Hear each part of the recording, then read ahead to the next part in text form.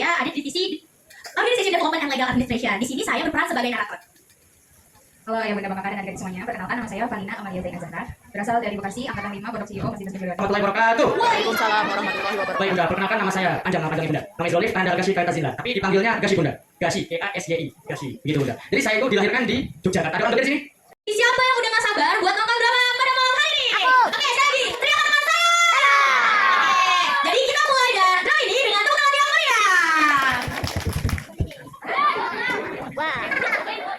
Pada suatu masa, hiduplah seorang wanita solihah bernama Siti Maryam. Ia adalah orang yang taat pada aturan Allah Subhanahu wa Ta'ala. Nah, semakin taat seseorang, maka Allah akan semakin sayang pada orang tersebut. Karena Allah semakin sayang pada orang tersebut, akhirnya Allah akan memberikan anaknya kepada orang yang Allah cintai. Karena apa sih dikasih tantangan? Tentunya agar hamba itu bisa menjadi hamba yang lebih hebat dan lebih kuat serta lebih taat lagi. Nah, tibalah ujian ketaatan dari Siti Maryam. Pada suatu hari, saat ia menuju Baitul Maqdis, ia merasa kelelahan dan akhirnya ia memilih untuk beristirahat di antara pohon-pohon kurma. Dan disitulah ia bertemu sosok yang ia tak ketahui. Sungguh aku sangat lelah, semoga perjalanan ini kau catat sebagai ketatanku padamu.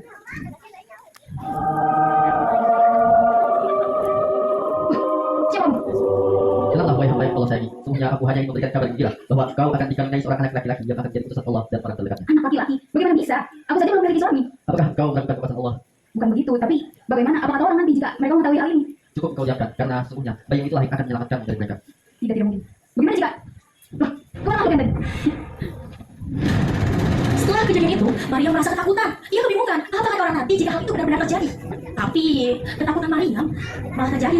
Nah, akhirnya Siti Maryam hamil dan melahirkan seorang anak yang diberi nama Isa. Hari pun terus berlalu. Maryam melanjutkan perjalanannya menuju Baitul Maqdis. Hampir dia sampai ke Baitul Maqdis. Di ujung jalan sudah terlihat banyak sekali rombongan dan kerumunan yang menatapnya dengan sinis dan penuh kebencian. Maryam ketakutan, tapi Maryam hanya bisa melanjutkan perjalanannya dan berdoa kepada Allah agar ia terus dalam perlindungan Allah beserta anaknya. Benar Pak yang mulia. Ya, itu orang. Itu orang. Hei Maryam, anak siapa itu? Bagaimana mungkin engkau orang yang soleh memiliki anak tanpa suami? Maryam. Asal kau tahu, dengan kelakuanmu seperti ini, kau telah mencuri mobil air dan melukai kebijakan Baitul Maqdis. Kamu yang cocok ada di sini. Pergi sana. Sesungguhnya aku adalah hamba Allah. Dia akan memberiku kitab Injil dan menjadikan aku seorang Ada nabi. suaranya. Ya, sungguh. Ya, orang soleh. Ada bisa seperti itu. Semua orang dibuat heran dengan kejadian itu. Tapi lambat laun, ya Isa tumbuh menjadi anak yang dicintai banyak orang.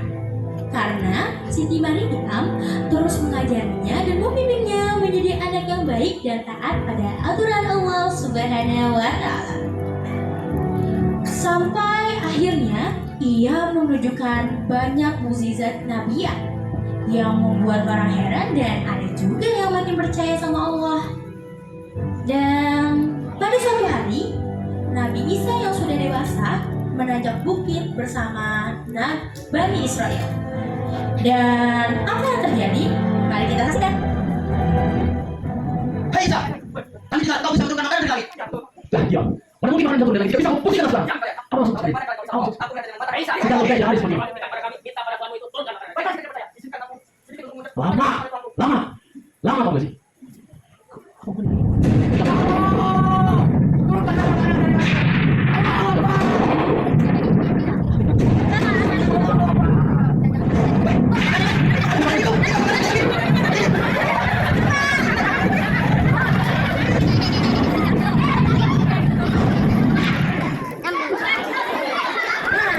Seperti itulah keadaannya. Jadi saat orang-orang memakan dari langit, semakin banyak orang yang percaya akan kebesaran Allah Subhanahu wa Ta'ala. Tapi ternyata masih banyak juga orang yang malah memfitnah Nabi Isa tentang sihir dan malah kita selanjutnya angkat tangannya, katakan saya. Oke, katakan saya. Mulai terus lagi. Oke, tanpa lama-lama kita saksikan ya. Wahai umatku semua. Bisa lihat tadi. Jangankan perkataan rakyat jelata. Jangankan perkataan rakyat yang terdiam, perkataan serangan pun sudah diabaikan. Perkataan serangan seperti pun sudah tidak pernah mereka jaga lagi. Sudah tidak pernah mereka jaga lagi. Doa senantiasa aku panjatkan, ya Allah. Sebarluaskanlah ajaranmu. Ya Allah, bantulah aku agar aku dapat menyebarluaskan ajaranku ini. Namun aku tak dapat sendiri, wahai umat. Jadi wahai umatku semua, siapa di sini yang siap membantu untuk menyebarkan ajaran Allah?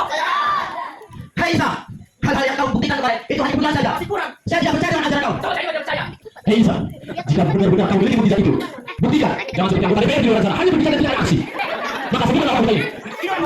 Salah, salah. Hanya ini, lebih dari ini pun aku bisa melihat. Buktikan, aku butuh buktikan. Aku tidak butuh bisa jelas. Oke,